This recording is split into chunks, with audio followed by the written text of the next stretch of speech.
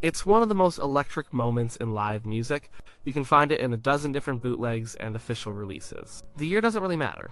It could be 1972, 1974, or 1976. The place doesn't really matter. It could be Las Vegas or Houston or Dayton. The moment is always the same. He's on stage. The band is a roaring freight train behind him. They're playing this absolute powerhouse of a song, a rock and roll standard, a song he'd been singing since the very beginning of his career. It's fast, it's punchy, the drums are hammering, the guitars are blazing. He sings the final line. The band hits a final, crashing chord. The song is over. The audience erupts. But it's not over. He stands there for a second, he catches his breath, he might make a joke or just grin at the band. Then he turns, often looking over his shoulder at the drummer, Ronnie Tutt. He gives a little nod, a signal. And then it happens. Everything stops. The momentum, the speed, the entire feel of the song just evaporates. He launches back into the last few lines, but this time, it's a crawl. It's a slow, grinding, bluesy stomp. The tempo is cut by more than half. It's heavy, it's dramatic. Each word hangs in the air. The drummer lays down a powerful, deliberate beat that feels like it could shake the foundations of the building. The audience holds its breath. They know what's coming. He stretches out the final words, teasing them, playing with them.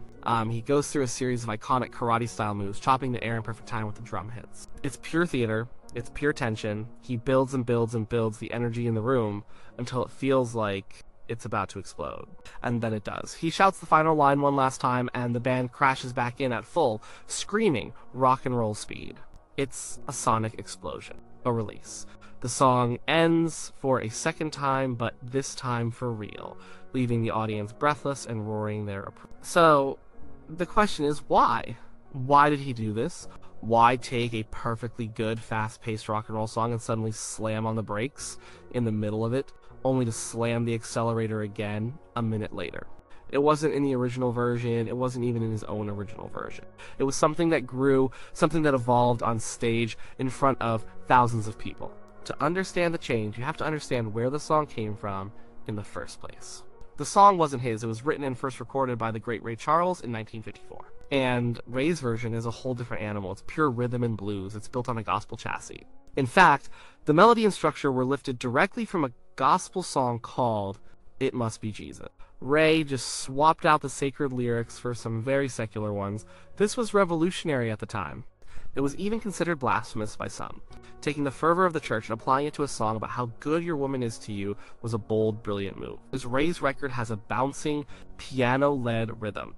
It's got a full horn section that punctuates the vocals. It's joyful. It's a celebration. It has a swing and a groove that is completely infectious. It's a masterpiece of early R&B. It's a classic, but it doesn't have a dramatic mid-song rhythm change. It just grooves from start to finish. Then, a couple years later, this young kid from Memphis gets his hands on it. He records his version in 1956 for RCA right after leaving Sun Records, and his take is predictably different from Ray's. He strips out the horns and the gospel choir feel. He jacks up the tempo, he turns it into a rockabilly rave-up. His early version is driven by his acoustic guitar, Scotty Moore's sharp electric guitar licks, Bill Black's slapping upright bass, and DJ Fontana's simple, driving beat. It's frantic, it's youthful energy, barely contained. He sounds like a coiled spring, his voice full of hiccups and swagger. He's not swinging like Ray Charles, he's rocking, he's pushing the beat, making it more aggressive, more frantic. This is the version that became a hit. This is the version that people knew. And for more than a decade, this is more or less how he performed it. When you watch clips from the 50s, he's a blur of motion, shaking and gyrating as the band barrels through the song at a breakneck pace. It was a perfect piece of early rock and roll, raw, exciting, and over in about 2.5 minutes. For years, that was the song. A great opener, a guaranteed crowd pleaser. Then he went into the army. Then he went to Hollywood. For the better part of the 1960s, he wasn't performing live. He was making movies. The raw energy of the 50s was replaced by soundtrack recordings and movie set choreography. The song, like his live career, was put on ice. Everything changed in 1968. The 68 comeback special was his re-emergence. It was him reminding the world who he was. Dressed in black leather, sitting in a circle with his old bandmates, he was raw, funny, and dangerous again. He wasn't the Hollywood movie star, he was the king of rock and roll.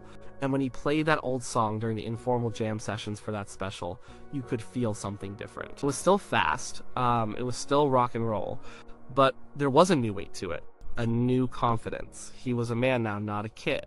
His voice was richer, deeper. The performance was tougher, more knowing. He wasn't just singing the song, he was owning it. inhabiting it. You can see the seeds of the later live versions in those performances. The power was there. The command was there, the showmanship was on full display, but the big change, the slowdown, hadn't happened yet. A year later, he returned to the stage for good. He opened at the International Hotel in Las Vegas in the summer of 1969. This was a whole new era.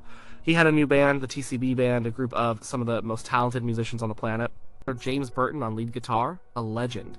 Jerry Sheff on bass, a fluid, melodic monster. And Ronnie Tutt on drums, a powerhouse of precision and creativity. Glenn D. Hardin on piano. An orchestra behind them. This wasn't the Rockabilly Quartet from the 50s. This was a sonic army. And that song became his opening number. Imagine the scene. The house lights go down. The orchestra plays the epic, also Sprach Zarathustra, the theme from 2001, A Space Odyssey. The tension builds. The drums start a thunderous roll. And then he walks on stage, a vision in a jumpsuit, and the band kicks into that song. In those early Vegas years, from 1969 to around 1971, they played it fast and hard. It was an explosion of energy to start the show. It was an announcement, I'm back and I'm here to rock. It was essentially the 50s version, but amplified by a bigger, tighter, more powerful band. It was incredible. It was perfect. But perfect can get boring, especially for a man who thrived on spontaneity. There's no single date you can point to and say, this is the day the change happened. It was a gradual evolution, a product of hundreds of nights on stage. It was born out of the unique chemistry between a frontman and his band. So let's go back to the question, why did he do it? There isn't one simple answer. It's a combination of musical instinct, showmanship, and collaboration. First, there's the element of boredom and musical growth. Imagine singing the same song the same way for almost 20 years. Even a classic can start to feel stale. He was not a nostalgia act. He wasn't interested in just recreating his old records perfectly. He was an artist, and the stage was his canvas. He was constantly tinkering with his songs, changing lyrics, arrangements, and melodies on the fly. He was looking for a new way to feel the song. The original version is a 2.5-minute sprint. The 70s live version, with the change, became a 5-minute piece of musical theater. The slowdown allowed him to explore the song's bluesier roots. It gave him space to breathe, to play with the phrasing, to inject more soul and grit into the performance. In that slow, grinding section, he wasn't just a rock and roller, he was a blues man. He was connecting back to the very roots of his music. It made the song more dynamic, more interesting for him to perform, and for the band to play. Second, and perhaps most importantly, was the showmanship. He was the greatest showman of his time, possibly of all time. He understood drama, he understood tension and release. A concert isn't just a collection of songs, it's an emotional journey. And the change he introduced into this song was a masterstroke of theatrical pacing. Think about it. The show opens with a bang, pure energy, the audience is on its feet. Then, just as they think the opening number is over, he pulls the rug out from under them. The sudden stop, the dramatic slowdown, it creates a moment of suspense, it draws the audience in. They're leaning forward, hanging on every note, every word, what's he gonna do next? The karate moves, synchronized with Ronnie Tutt's powerful drum fills, were pure visual spectacle. It was a physical manifestation of the music's power. He was physically acting out the tension in the song. It was a fusion of sound and movement, and then the payoff. The explosive return to the fast tempo for the final line. It was a release of all that built-up tension. It was a moment of pure catharsis for the audience. It was a trick, a brilliant piece of stagecraft that he knew would drive the crowd wild every single time.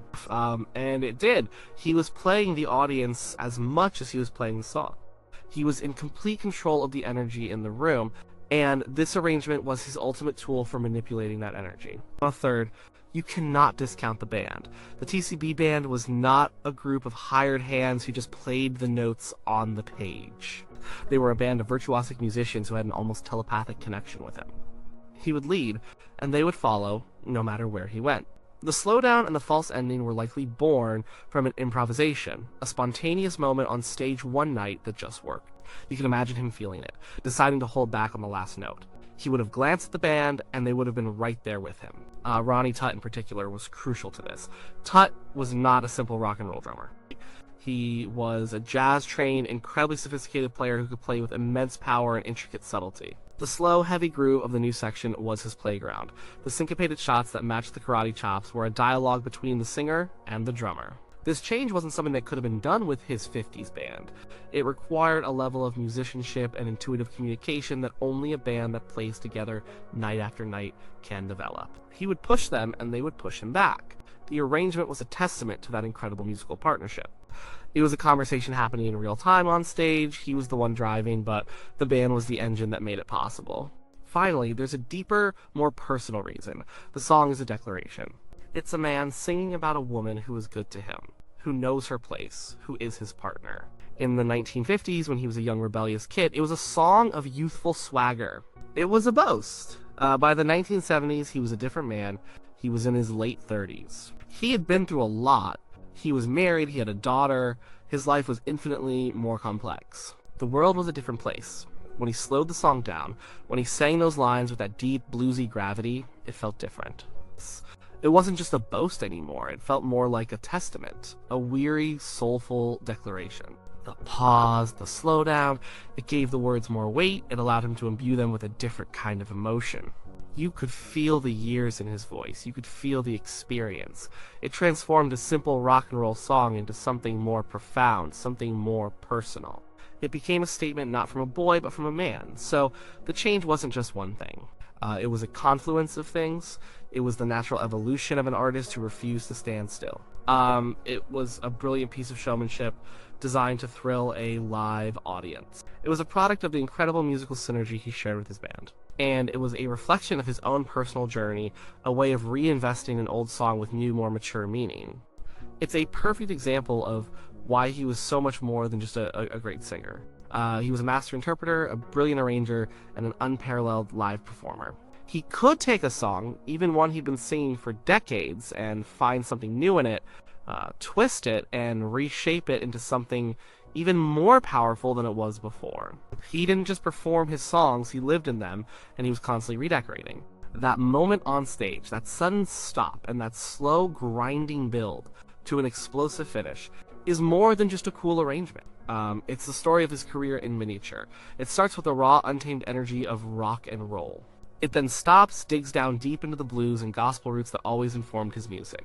And then it erupts again, bigger, more powerful, and more spectacular than ever before. It was the perfect way to open a show. It was a statement of intent.